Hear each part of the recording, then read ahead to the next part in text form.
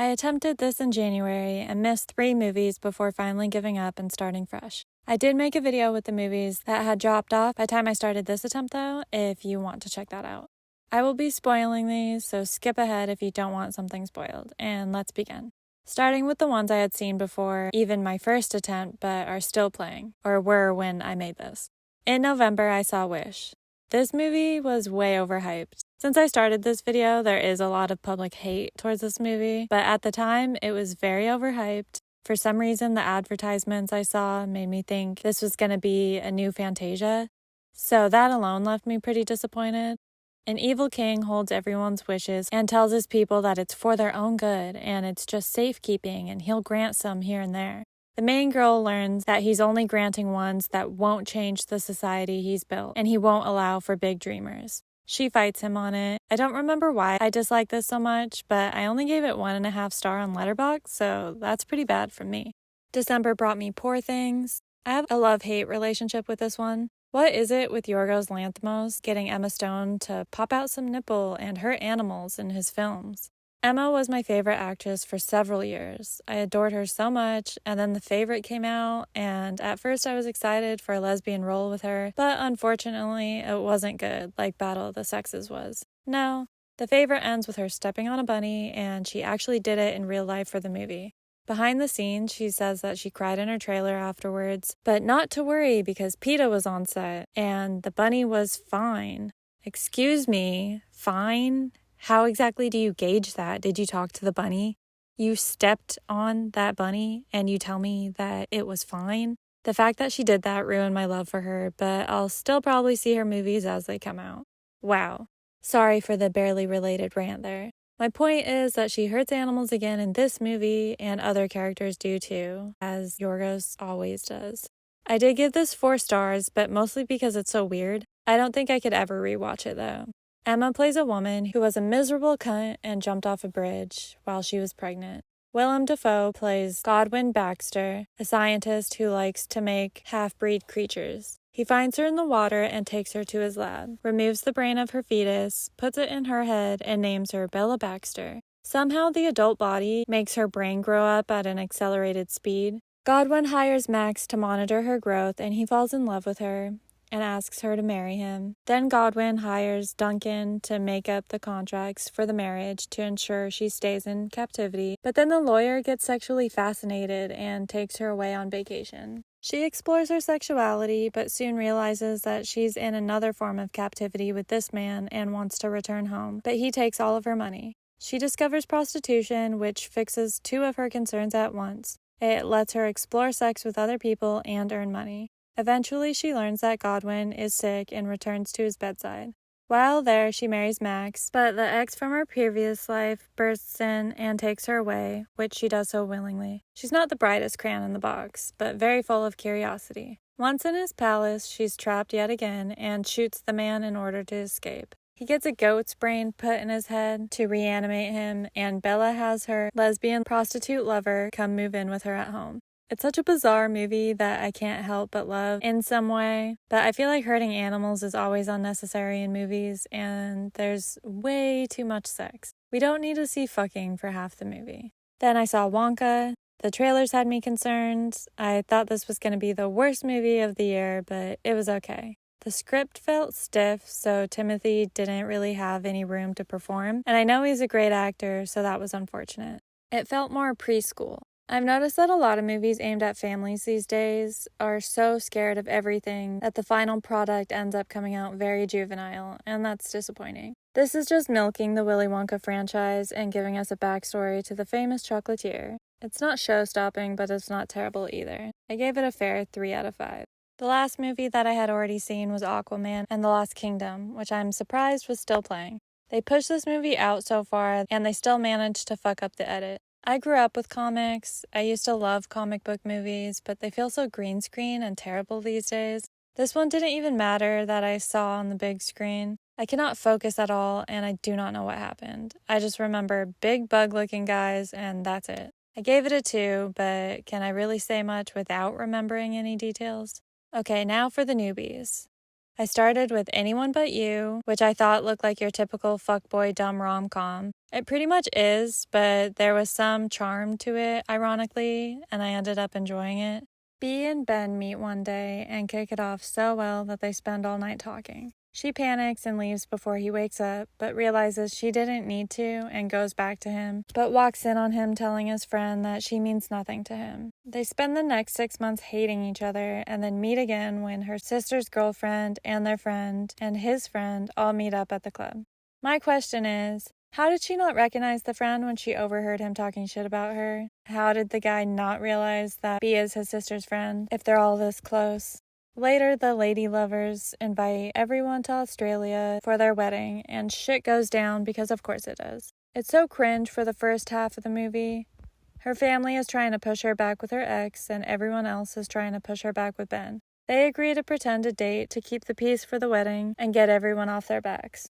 Also, he wants to make his ex jealous, and she doesn't want to give her ex any false hopes. In fake dating, they fall in love, because of course they do. This is basically a foul version of a Hallmark movie. They also managed to make her sister's wedding weekend all about them. Those girls have a lot of love and patience for these dickwads. Her parents had invited her ex along, and he is a million times more likable than Ben. When she finally explains why she broke off their engagement and 10-year relationship, she said it was because they had never fought, and she likes how she fights with Ben. They don't need to be with each other, they need therapy. No way in hell this relationship could be good in the long run. Her ex ends up with Ben's ex, and she's unbearable too. Everyone in this just needs to be with their original partners. What is this? Despite how much I disagree with everyone in this, I did end up enjoying the second half a lot. I gave it 3.5, and the rest is still unwritten.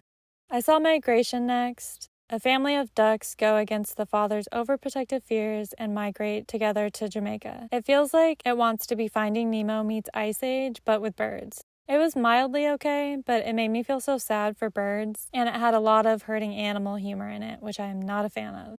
The shit show that is Mean Girls is next. The original Mean Girls was my Bible when it came out. I got suspended for having my own version of a burn book, but we wrote about our bullies, so I think it was different. I got kicked to shit out of bullies daily, so yeah, I was a little inspired by the burn book to take my super cute fuzzy notebook and let out all my feelings about my bullies in.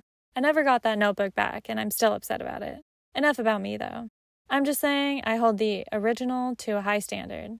I've been really intrigued at the concept of the musical version of this since I heard about the Broadway show. I never got to see it live, so I was excited to see this was coming out, but the excitement dissipated in the opening scene. A phone-framed social media post. I don't know why I didn't think a 2024 Mean Girls would involve social media. Of course it would, but I hate that. So many of the jokes in this fell short. So much of the original script was phrased differently in this to baby-proof it for the people of 2024, and the universe didn't make sense. The characters have the same names, but only some of them have the same actors. Miss Norbury is played by Tina Fey again, and yet she's unaware that she's already experienced all of this. Unlike Katie being played by someone new, yet Lindsay Lohan plays the mathlete's quizmaster who acknowledges that there was another tie once before, the one that she, as Katie, was in. It makes no sense, and I think that was done on purpose, but I did not like it. I'm a sucker for a lesbian character. I am hoping for most everyone to be a lesbian, but part of the cruelty of what happened to Janice in the original was that she wasn't even gay, so making her gay took that oomph away a little bit. Now onto the music. Some songs were actually okay, but most were really bad. The volume seemed to go down whenever Regina was singing, and after watching this, I found out that the actress really is a singer, so that was a weird choice to make from the sound engineers. I watched her performances of the Broadway version, and she's phenomenal in it. I also checked out her original music, and I enjoy it. Whoever did her costumes deserves jail time as well. They did not put her in anything that flattered her body or that was even cute. Her first Pink Day top was hideous. That center dip corset thing is one of the ugliest shirts I've ever seen. I've seen her in interviews looking cute as hell. Why did they do that to her? Overall, not a fan, but I would still see the live show, and I'll probably listen to a song or two from the soundtrack, but the original movie is the only one I feel a need to watch again. Next is the new Jason Statham movie that is very Jason Statham-y, but in the best way possible. It's called The Beekeeper. He's a man on his own, but is friends with a very loving woman who lets him use some of her extra barn space for his beekeeping practices. One day, she gets scammed, and some douchebags steal all of her money and all of her accounts, max out her credit cards, and even steal $2 million from a charity for children that she runs. That night, she kills herself over it, and the beekeeper goes and starts torching the places that operate the shitty scam and kills everyone who runs it. Ironically, the woman's daughter is in the FBI, and she's kind of trying to stop the beekeeper, but in the end, she lets him get away. I was surprised by how much I enjoyed this, and also amused at seeing Josh Hutcherson playing such an asshat in this, as I was currently rereading the Hunger Games franchise, so he's been in my head lately as sweet little PETA. Then I hopped over to see I.s.s. Motion sickness warning for this movie. Half the movie was swearing, and I felt like I was going to vomit the entire movie. The premise is 3 Americans and 3 Russians walk into a rocket. They're on a rocket headed to a space station, but they see the world blowing up beneath them. Both of their governments tell them to kill the other team, which they all secretly try to do. It's okay, but not amazing. There are definitely better space movies that don't make me so sick. Next up is The Boys in the Boat, which I had gone to see about 10 times before I finally actually watched it. I liked it more than I thought I would. It's about a rowing team that wins the Olympics and their journey to that point. I like the old-timey vibe. It's nice to not have social media thrown in my face for 2 hours and to see classic fashion and hear good music. I'm so curious of the purpose of the guy in the front of the boat that just screams at the team. I'm shutting down if anyone screams at me like that, and also laughing at the duckbill mouth cone. I kept thinking the front rower was going to puke in that thing. An Indian movie called Fighter came next. I love these movies. Everything is so dramatic and serious, and then there's suddenly dance numbers that don't even have much to do with the plot. They sure do know how to entertain. A man is a fighter pilot, but accidentally gets his fiancée killed, who is also his commanding officer's sister. The commanding officer holds a grudge against him for years over it. The main guy ends up getting 2 of his teammates captured by terrorists later, and the CO sends him off to be a teacher instead, but the guy quits and comes back. As a fighter pilot, he worked with a woman whose family disowned her for choosing to fight for her country instead of marrying and starting a family. On the main guy's return home, he runs into her parents and tells them off. When he returns, her parents come and reconcile with her, and I teared up. Family issues are so hard. I felt for her so much. The main guy ends up hijacking the rescue mission to set the boys out, and in doing so, he kills off the bad guy. Afterwards, he gets the girl, and we get another music video. This woman looks stunning wet. It's just not fair. I look like a splotchy wet rat when I get wet. Share some of that beauty with the rest of us. The final weekend of January brought out a handful of re-releases that luckily I've already seen, so that was easy not falling behind with. First of which being Barbie. I love this movie, but there's also a small part of me that hates it a little bit. I hate that Ken takes over. It's just a bit too real, but I adore the rest of the movie. It's so fun, the costumes, the set, Margot, America. I had a lump in my throat the whole time. Definitely a fun movie. They also brought back Barbie's BFF Oppenheimer. I did like this, but it's not rewatchable for me. Ironic because I usually have to rewatch Christopher Nolan movies at least twice to even understand half of it, but this one was fine with one watch. Cillian was phenomenal as per usual. I wish Dane DeHaan had a bigger role. I wish Florence was more than just the mistress. The sex in this disturbed me. There is unnecessary nudity. It's unfortunate that my discomfort from that is what I remembered most when I actually did like the rest of the movie. Oh well.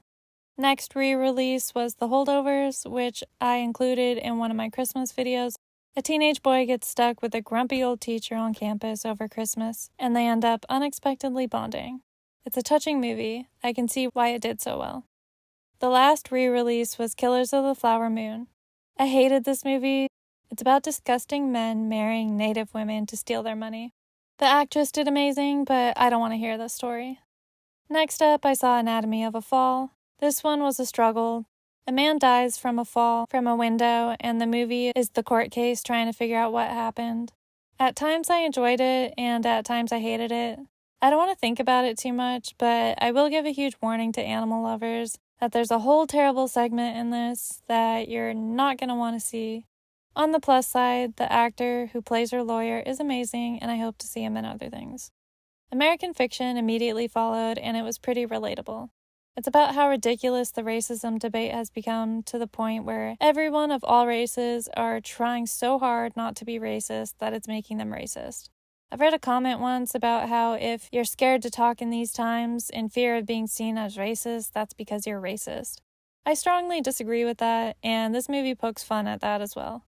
The main character is an author, and he's mad that he's not succeeding as much as his female author who wrote a stereotypical book that he deems to be trash. He writes a shit book in the same style, and publishers in Hollywood eat it up, and it focuses on how ridiculous that is. What I find the funniest about this movie is that if it was made with a bunch of white people instead, everyone would be scared to laugh, and it would prove its point. I relate to it on an artist level. These days, you do kind of have to fit a mold to skyrocket, and I understand why people resort to putting out trash like this guy who needed to take care of his mom, but it's still sad. It's a really sad reality that they made into this funny movie, and I appreciate that. Scrambled was next, a movie focused on the sad pressures we, especially women, have to do things by certain ages. It's messy and real. I probably won't rewatch it, but I'd recommend it for sure. After that, I hopped over to Argylle. I had heard a lot of shit about this movie, and it's really not that bad. It's silly, and as long as you don't take it too seriously, it's entertaining. Argylle is about an author who writes spy novels, only later she finds out that she was the spy and got amnesia and was brainwashed into writing the novels to get information out of her. I guess this was supposedly based on a novel, but it's kind of implied that that was all a big PR stunt. At least they're having fun with it. I saw The Jungle Bunch, Operation Meltdown. This was so incredibly dumb and aimed at preschoolers while also having inappropriate Nickelodeon humor. It's about a bunch of animals that are trying to find an antidote for this weird powder substance all over their home that explodes when wet. I guess it's part of a series. Days like this, I wonder why I'm tempting to see every movie for a month. Some things don't need to be seen. A German film called The Teacher's Lounge was next. This film aggravated me, but not nearly as much as its Letterboxd reviews did. It's about a teacher who is too soft for her own good. Everyone takes advantage of her. There's a theft problem at the school she works at. She sees someone on the faculty steal from the coffee piggy bank and tries to catch the thief by setting up her laptop camera facing her jacket where her wallet is. She managed to film one of the office attendants stealing. She reports it, and the attendant gets put on leave while they investigate. The attendant is such a gaslighting little bitch and cries, denies, freaks out about being filmed, and leaves. Then the attendant's son starts getting all of the other students to harass her all day. The teachers all turn on her, talking about being uncomfortable with her secretly filming. She helped catch the bad guy. They're so ungrateful. The kid ends up breaking a glass door, stealing the laptop with the video on it, bashing the teacher over the head with it, and then throwing it into a river. In a meeting about the kid's actions, she refuses to say the kid assaulted her, which actually probably would have gotten the teacher's back on her side, because she doesn't want him to get expelled. That demon child deserves expulsion. I got expelled in middle school for making a list of my bullies and writing that I hate them and what they were doing to me. And nothing happened to the bullies, but I got expelled for it. This demon deserves expulsion and an exorcist. The kid gets suspended instead and shows up to class anyway, and the way he looked, I thought he was going to shoot up the place. It ends with the police carrying the kid out of school and no resolution on anything. It's so frustrating, but the worst part to me is everyone on Letterboxd saying, Karen, the movie, and if Mind Your Fucking Business was a movie, as if the teacher was the problem, with a lot of complaints of her filming in the teacher's lounge. Yet, I bet these are the same people running around filming in restaurants and everywhere else for their videos. It's so frustrating.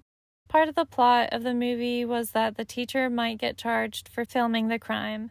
And I think it's a sad world we live in where people get in more trouble providing evidence for crimes than the actual criminals do, and yet no one believes us without extremely thorough evidence.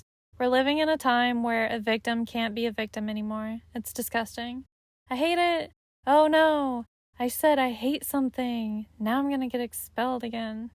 As a palate cleanser, I hopped over to Lisa Frankenstein. The trailer made me think this was gonna be a dark movie with louder humor. I also thought Lisa was gonna be the undead one for some reason. Clearly, I'm very observant. From the title, I should have realized she wasn't. I guess I'm so used to people confusing Frankenstein with the monster he created since he wasn't given a proper name and is often referred to as Frankenstein's monster that sometimes I forget to. This is written by Diablo Cody, who brought us Juno, Jennifer's Body, Tully, and now this. Here, we get very soft humor. I liked it.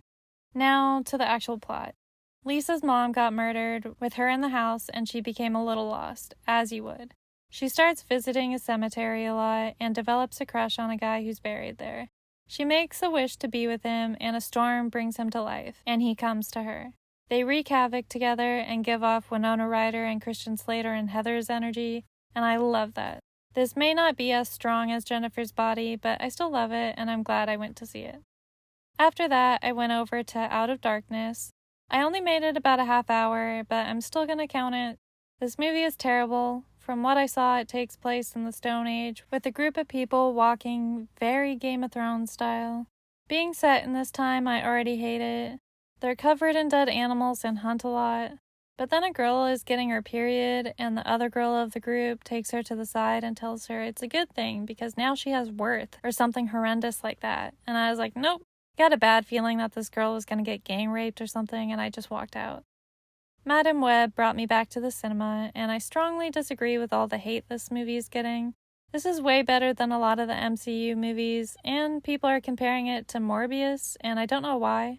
Seeing Sydney Sweeney play a teen when she's very clearly a fully grown woman is cringy, but the rest of the movie I actually enjoyed. Dakota Johnson played the heartless paramedic so well, and really showed her character's growth by the end of the movie. Cassie Webb is an orphan who thinks her mother was reckless and left her, didn't protect her intentionally, but then finds out her mother died saving her. Finding the love of her mother melts her heart, and she turns around and protects the 3 lost teens, and they all become a family. Maybe I'm just a sucker for finding your own chosen family, but I enjoyed this, and I think people should give it a shot before bashing it. Then I saw Bob Marley, One Love. Let me start by saying I had no idea he was a 70s artist. He was so prevalent when I was a teen, so I thought he was from the 90s.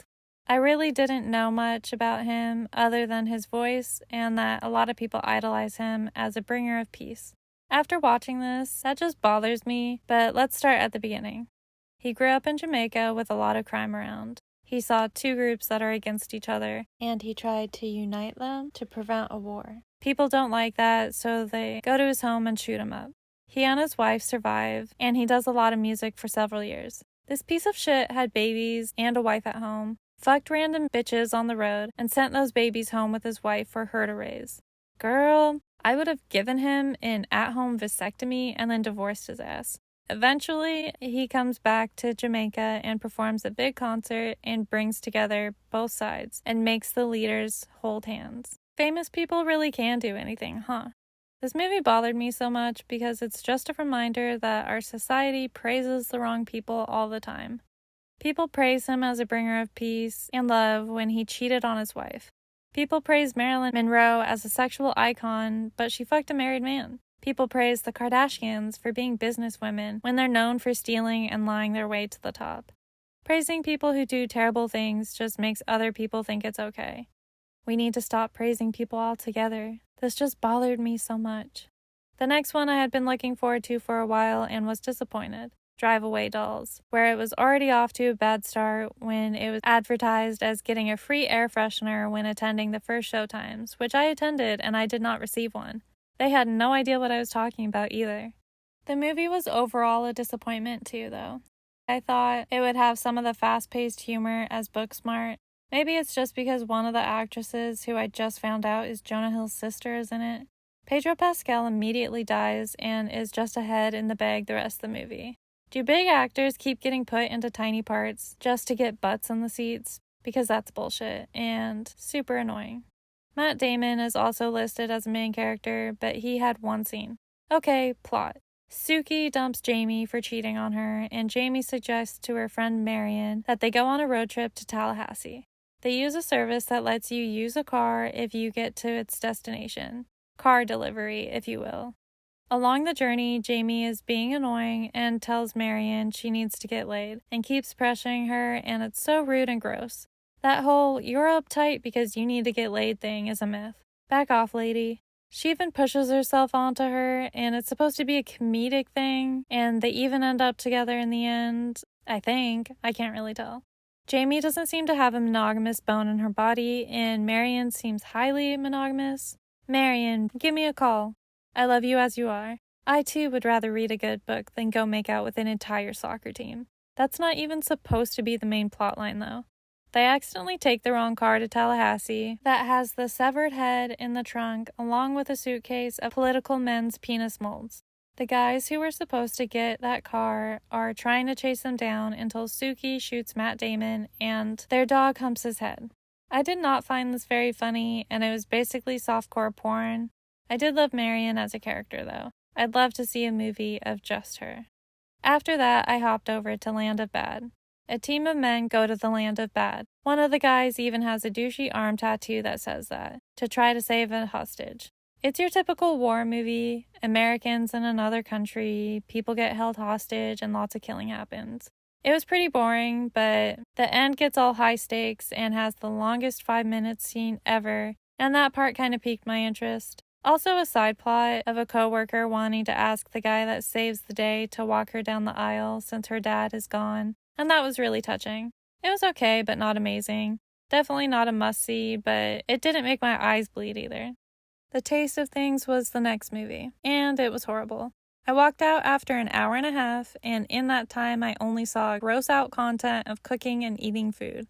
I don't watch cooking shows for that reason, so no thank you to this. Also, a warning to animal lovers, there's a lot of shots of handling meat. I had a nice palate cleanser next with Ordinary Angels. I was surprised that I actually enjoyed this. I like to go see silly religious movies here and there, and I thought this was going to be one, but it didn't feel religious to me, even though it was advertised as one. Hilary Swank plays Sharon, an alcoholic absentee mother who is a complete mess. After falling off a bar, her friend tries taking her to an AA meeting, which pisses her off initially, but it guides her to an article in the newspaper of Ed and his 2 daughters, Michelle and Ashley, and how their mom just died and Michelle needs a new liver or she's gonna die too.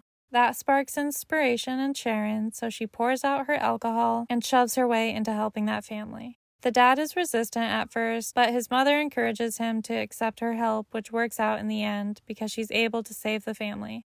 Little Michelle gets her surgery and lives a couple of decades. This movie is based on a true story, and I love that it doesn't end up with Sharon trying to be the new mommy. She's genuinely just there to help and be a friend, which in turn helps her, and there's nothing romantic. It's nice to see. Her son sees all the help and goes to help her help them. I feel for him so much. It sucks seeing your parents stepping up for someone besides you, but I'm glad he was able to reconnect with her. Demon Slayer, Hashira Training was next. Last year, Demon Slayer had another theatrical release that was just kind of a few episodes, and that's how this was formatted as well. It's just okay, but nothing spectacular. In the beginning, Nezuko dies, and there's a whole montage for it, but you can assume she doesn't die because she's the second main character. The show would be dumb without her, and sure enough, she comes tropsing in, alive and well, only now she doesn't burn in the sun and they no longer keep her muzzled. She's also learning to speak. Something I don't like about this, that also happened with the mangas, is that in the beginning, everyone is fairly covered and it's nice, but now, here in this, the women all have their tits out and it's very unnecessary. Especially with Nezuko. She's Tanjiro's little sister. Why do they gotta do that? Technically, the last day of this was the 25th, but I extended it to the end of the month so I could squeeze in Dune Part 2, that had some early showings on the 29th. In this, Paul falls in love with Chani and joins her and the Freeman to fight for a better future. He's also out for revenge for what happened to his father. He can see the future and uses that to help lead. It ends with Paul killing the man who killed his father's fighting choice. These scenarios have never made sense to me. How is killing someone who didn't do what you're seeking vengeance for gonna help you feel better? But he does it. He kills Austin Butler's character. Side note, I think he looks so good in this role. Makes me want to shave my head bald, including my eyebrows. After the kill, he makes the man who actually killed his father, aka Christopher Walken's character, kiss his ring, and he says he'll marry his daughter to gain more power. The woman agrees and looks over Paul's shoulder to see the broken-hearted Channy. As everyone bows down to Paul, Channy runs out and jumps on a sandworm and flees. It's so heartbreaking. I love it. I really enjoyed this experience, even though there were definitely a few duds. I found a few new movies along the way and will happily continue catching movies at the cinema, but maybe not every single one. It started getting tiring there for a while. I implore you to try to break out of your comfort zone from time to time too. You never know what hidden gems you may find.